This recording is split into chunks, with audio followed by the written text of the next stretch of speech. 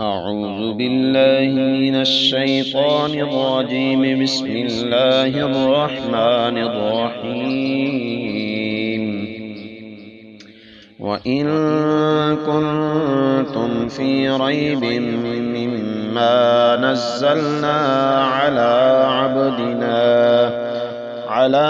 عبدنا فأتوا بسورة من مثله وادعوا شهداءكم من دون